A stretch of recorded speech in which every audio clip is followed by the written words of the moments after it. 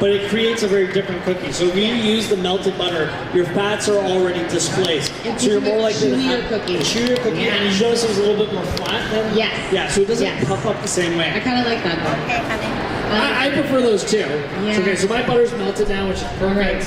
So But you want to put that aside because everyone has melted butter that's not necessarily hot. Right? Exactly. Cool, so we're How's good everybody there. doing? Good? Does anyone need any clarification on anything at this point?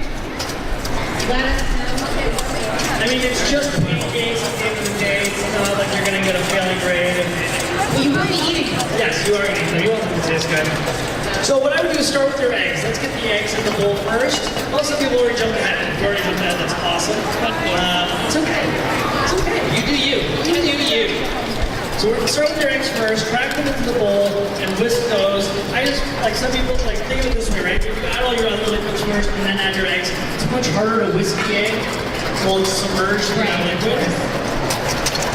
So this again comes down to sort of even distribution. Even distribution. So why brunch for you? Why is brunch such an important meal for you? It's so much that you go to brunch. I love brunch. I love it because it's very informal. You can have fun. It's meant to just be relaxing. It's the first time I ever went to a restaurant by myself, and I was okay with it. And yeah, like I was before, like I had a hard time going to a restaurant alone prior to going just to brunch. Yeah. And what I didn't know Is this gonna be on YouTube? It's a style of dining. What's your like? It's just you know, so informal and relaxed. And also, I find that brunch can also sort of be How many subscribers do you have? Candy. right? I mean, obviously leans towards breakfast. It does, yeah. But you can also have a mimosa. Have a couple Caesars. Makes it a later Caesar. I love beer mimosas. Beer mimosas. Do you serve the beer We mimosas? do, yeah, they're really good. Really, really good. Beer mimosas and Pizza Marie. So I just added some vanilla into the egg mixture. Oh, it's awesome. Now you're gonna Great. add It's your a great milk food stuff. and then your buttermilk last. And the buttermilk pancake is slightly higher. It's going great. But Loving I think it. has Husband makes wife brunch. just Nothing wrong with that. It's not abnormal. I mean, can I be useful? Can I put stuff out of the way? yeah, of course. By all means. I was like, what are we doing with this? Stack them up. I guess I can, yeah. It's called teamwork. He puts it in, I mix, it turns out great. When he does the work, you take a So in break. your Oh, wet yeah. bowl, Oh, you yeah. should have He just does the work. He just does the work. the two different kinds of milk. Oh, that And then your smells so melted butter, delicious. as long as it's not hot, Smell-o-vision. you can start to add your melted butter. Smell-o-vision. Smell-o-vision. Yummy. It's all good? I want to see. What? Don't worry about that. Wait on that. We'll get Okay. to that. That's good It's stuff. looking good, I right? mean, it's all good stuff, but... You can have a We got our cherry batter, we got our dry, we got our cherries. cheesecake. So the reason why you I just gotta want combine melted together butter and- isn't necessarily hot is you don't want it to curdle and cook the egg, right? Like that's super important. It's almost sad if that happens. Yeah. So when you, okay, do you make brunch at home? Or, You know what? So yeah, I do. Okay, but- I make brunch at all times of day, so that's not the part. But I do enjoy going out for brunch. Like that's like one of my favorite things. fair enough, someone should cook for you sometimes. Once in a as while. well, too, yeah. So before we actually go to mixing your wet and your dry, just everyone peek on your cherry sauce. If it's at the same stage mine is, mine looks like it's almost done. It's starting to really thicken up. The cherries are starting to break down. So you can keep it simmering if you want. So if that's the case, turn your temperature side down to like 210, 220, in the low 200s. And then on the heat side, it can be like 1 or 2. Because at this point, mine is done cooking. I just want to keep it warm and hot. So that way when it goes on top of pancakes, it's still warm. If you still feel like yours has too much liquid in it, and you want to keep reducing it down, by all means, ignore what I just said, and let it reduce until it's at a thickness that you're happy with. Keep in mind, this is going to be like your syrup almost. It's going to be ladled over top of your pancakes, okay? So once that's done, once that's at a place you like it, you're going to take your 2 bowls and always add wet to dry. Okay, so we're adding the wet ingredients to the dry ingredients right now. And as you're adding it, Gradually, right? gradually add it and whisk at the same Okay. time. If you're in a team, one person can add the stuff, one person can whisk maybe. And then if you feel like you're adding too much liquid, stop, allow the flour to start to soak it up, absorb it, move it all around. And then you can go back and add a little more. All right. That buttermilk is just so That's gonna be so the thing. rich. Are pancakes your favorite? Or do you like a bacon and eggs guy? I actually prefer, believe it or not, I prefer savory to sweet. Do you? Yeah, but what I love about sweet at brunch is you can order it for the table and everyone can kind of take a, That's right. Like, so I do like a couple bites of sweet, but I don't want my whole meal to be sweet. Okay. I understand You know what that. I mean? Like, I understand like that. back in the day, my spot used to be the stockyards. I used to go there for brunch all the time. I would get chicken and waffles, and I would mix my hot Which sauce. is actually a brilliant combination. We have a whole chapter devoted to chicken and waffles. I know that. Yes, because I have to do it. Family.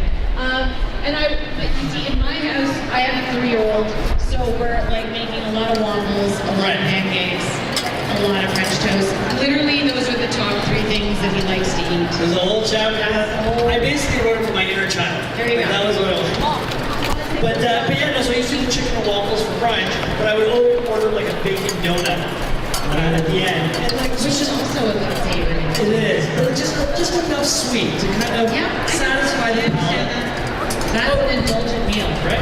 Okay, so how's everyone's batter doing? Let's focus on that for a minute. So you should have added all your wet ingredients, your dry ingredients, slowly integrating that buttermilk and that. How are you doing? Everyone's good? Whisk it. Yeah, you don't want to over whisk it. If you work it too hard, it actually affects the batter itself. It won't be as funky. That's a great point. So you want little lumps. Little lumps. Okay, so now the trick is, and I had to like test a few earlier to get the right temperature on this pan here for your pancakes. So this is super important. So have your spatula ready, which is great, and have your ladle ready. So once you have those things going, you should be good to go. So now turn on your other burner that has the pan on it. And you're gonna do heat setting 4, temperature setting 360. And you're going to just apply a little bit of canola oil to the pan. Everybody okay with that? They are perfect. Yeah, so the heat setting is going to be set at 4. Your temperature setting is going to be at 360. We're good there? Now another thing to also note, and I see this happen all the time in the restaurant, and like in our restaurant, Good job, is honey. you're going to want to make the size of your pancake relative to the size of the spatula you have to flip it. Oh, this is a good tip. Because if you make a massive pancake and you only have a little tiny spatula to flip it, it's going to break in half on you. You want to be able to make sure that the flipping apparatus can get completely underneath the pancake so you can flip it easily. Alright. So I'm assuming everyone has the same size spatula I have, relatively around this size. Okay. Yeah, so that means you're going to want maybe, half a ladle's worth per pancake. And make sure you put some canola oil in your pan. Yes. Too, once you get it. And you can use this side of the spatula just to kind of make sure that the canola oil's all through there. Now, it's so funny. I was just recently invited down to New York. I did an episode of The Kitchen, Yes, you did. which totally blew my mind. It was such an amazing experience. And Chef Cheesy, he's a very well-known chef. He was one of the Iron Chefs in the U.S. He said something that day that I always thought to be true, but never said it out loud because I thought people would ridicule me, which is usually your first pancake, and I couldn't believe he said it because I've always thought this, usually your first pancake is your tester pancake. It's rare that you actually serve or eat the first pancake that you make. Interesting. Short anymore? That's the one that you do for yourself, because that's the one that helps you gauge that all the temperatures right and that everything's ready to go. Now when he said it, I almost in the middle of like TV, like while we were filming this, I was like, yes! I've always thought this, but I've always been afraid to say it out loud. Well, do we have the luxury of it? You were going to eat the tester pancake today anyway. But don't worry if it's not the perfect one right away. Okay, so I've turned off my sauce. It's hot enough. It doesn't need to reduce anymore. I'm assuming everyone's is pretty much around the same Okay, point. so if your sauce seems thick enough, you can turn the heat Turn it off. Just leave it on the induction burner. It'll retain enough heat. You should be good to go there. So now that you've had, you should have canola oil in your pan. Use your spatula just to evenly distribute the canola oil around. And you're gonna take a little, like I said, a ladle of your pancake batter.